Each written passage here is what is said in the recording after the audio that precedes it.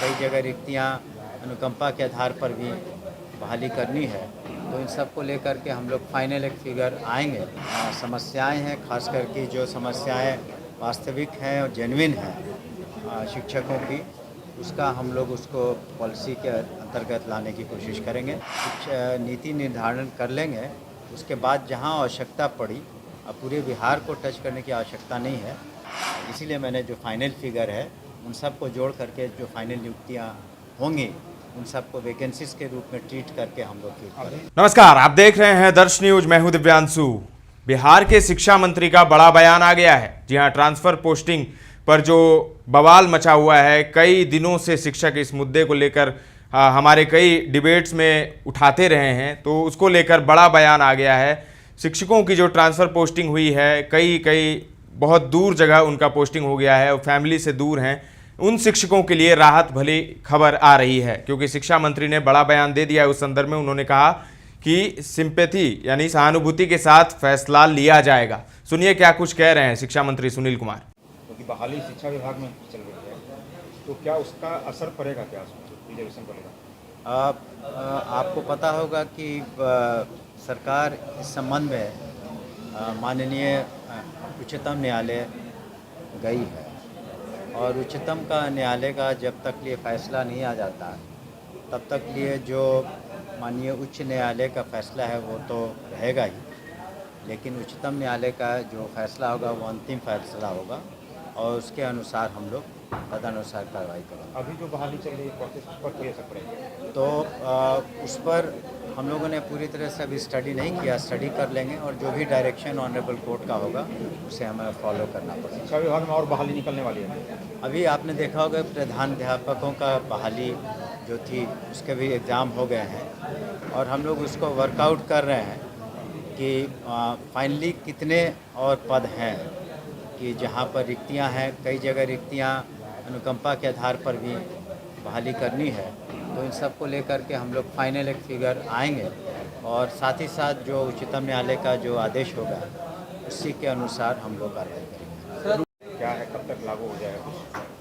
देखिए, हमें उम्मीद है कि 2 से 3 सप्ताह के अंदर एक उच्च स्तरीय कमेटी गठन की गई है और उसमें जो भी शिक्षकों का तबादला के संबंध में नीति निर्धारण होगी, लेकिन उस नीति निर्धारण में हम लोग कोशिश करेंगे कि खास करके जो अगर हस्बैंड और वाइफ टीचर्स हैं या फिर कुछ ऐसे मामले हैं जहां मेडिकल ग्राउंड पर लोगों ने पिटिशन्स दिए हैं, तो हम लोग कोशिश करेंगे कि जो भी समस्याएं हैं, खास करके जो समस्याएं वास्तविक हैं और जेन्युइन हैं शिक्षकों की, उसका हम लोग उसको पॉलिसी के अंतर्गत लाने की कोशिश करेंगे, ताकि जो पठन पाठन है वो अच्छे तरीके से सुचारू रूप से हर स्कूल में, चाहे वो प्राथमिक विद्यालय हों या माध्यमिक विद्यालय हों, वहाँ पर सही तरीके से, अच्छे तरीके से, और एक शिक्षकों के मन में एक विलिंगनेस भी हो। क्या इस साल तबादला होगा? मतलब हाँ, इस साल हम लोग पहले शिक्षा नीति निर्धारण कर लेंगे, उसके बाद जहाँ आवश्यकता पड़ी, अब पूरे बिहार को टच करने की आवश्यकता नहीं है, लेकिन जहाँ आवश्यकता हुई और जो मैंने कहा कि जो सहानुभूतिपूर्वक जिन मामलों में विचार करना है उस पर हम लोग ज़रूर विचार करेंगे। देखिए, उस वक्त जो हम लोग एक जिनको भी नियुक्ति पत्र दिया गया है और जो भी उन्होंने प्रमाण पत्र दिए हैं, तो शुरू में तो प्रमाण पत्र ओरिजिनल में नहीं दिए जाते हैं, तो हर प्रमाण पत्रों की हम लोग जांच कर रहे हैं। और अगर इसीलिए आपने जो वैकेंसी की बात कही, तो हर जगह के प्रमाण पत्र जो हैं उसको हम लोग जांच कर रहे हैं, और जहां भी पाए जाते हैं कि प्रमाण पत्र सही नहीं है या जो भी क्लेम है उन्होंने किया वो सही नहीं है, तो निश्चित रूप से उनके विरुद्ध हम उन्हें भी नौकरी से हटाते हैं, और उन सभी जो वैकेंसीज होगा पुनः उनको जोड़ करके हम लोग, इसीलिए मैंने जो फाइनल फिगर है उन सब को जोड़ करके जो फाइनल नियुक्तियाँ होंगी उन सबको वैकेंसीज के रूप में ट्रीट करके हम लोग फिर करेंगे। अभी तक कितना ऐसे लोग?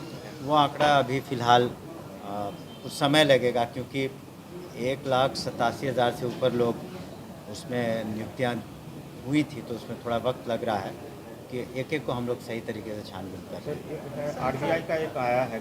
तो आपने सुना, शिक्षा मंत्री को ट्रांसफ़र पोस्टिंग पर सहानुभूति पूर्वक फैसला लिया जाएगा, यानी उन शिक्षकों को राहत मिलेगी जिनका जेन्युइन प्रॉब्लम है, जहां मेडिकल प्रॉब्लम है, बहुत सारी जो स्थिति होती है और बहुत सारी दिक्कतें भी हो रही है शिक्षकों को, तो वैसे शिक्षकों को राहत मिलने की उम्मीद है, जैसा शिक्षा मंत्री कह रहे हैं। हालांकि शिक्षा मंत्री और मुख्यमंत्री तक बहुत कुछ कह चुके हैं शिक्षकों के बारे में, लेकिन कुछ वैसा ठोस हुआ नहीं है। शिक्षक अभी भी परेशान ही हैं बिहार के, नियोजित हों या फिर बीपीएससी से पास शिक्षक हों या फिर नियमित शिक्षक हों, कोई भी शिक्षक हों, इस वक्त परेशानी झेल रहे हैं।